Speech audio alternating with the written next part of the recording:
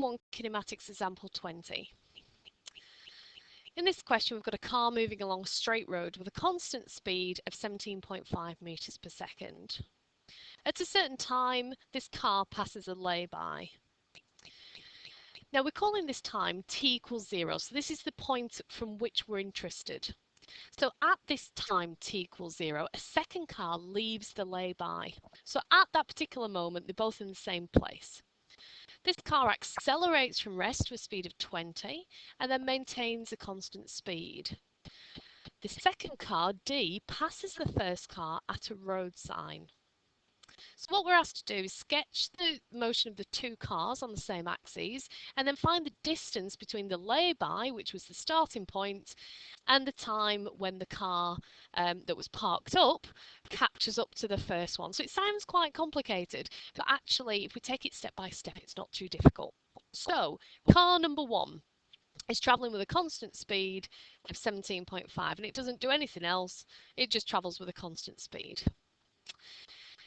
Now at the same time, this is t equals 0, this second car leaves the lay-by and it accelerates, so it's going to have a positive gradient, and it's accelerating up to 20, so that's further up the axis than the first one because this had a speed of 17.5, so just a little bit higher, up to 20, and then it maintains a constant speed of 20.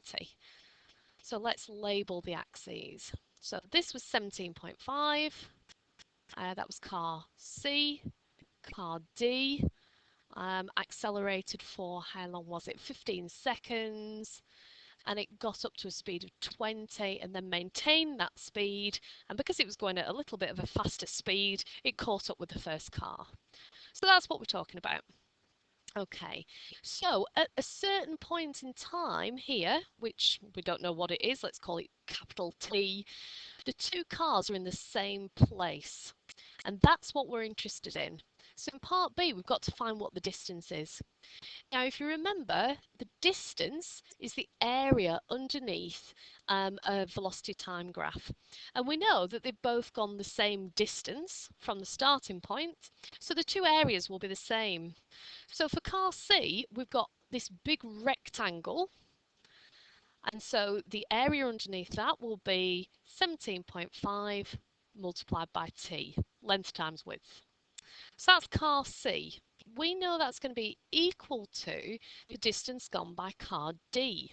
Now car D, this is a trapezium, a right-angled trapezium. Remember the formula, half of A plus B times H. So half of A is this distance here. Now, what will that be? Well, the distance all the way to the end is t.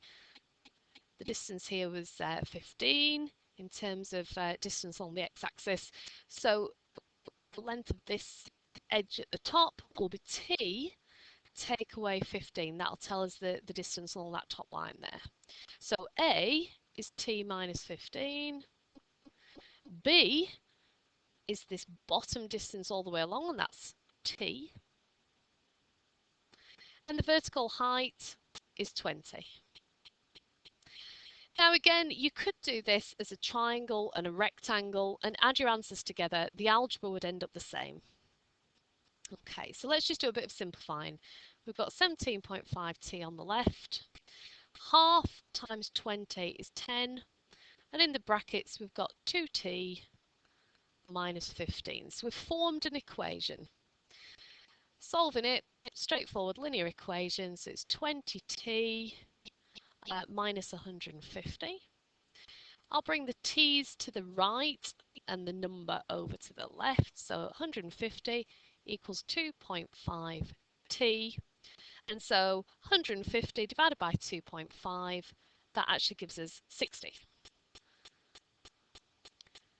Now that wasn't actually what we wanted to know, but it will help us find out the thing we wanted to know, which was the distance. Now, bearing in mind that both of these two have gone the same distance, we could either substitute t equals 60 into the first one or into the second one. Now, I know which one I'm going to choose. I'm going to choose the first one because it's easier.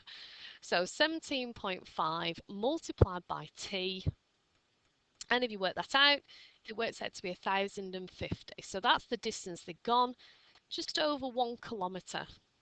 You can check it by substituting it into this equation on this side, and again you get an answer of 1,050. They've both gone the same distance.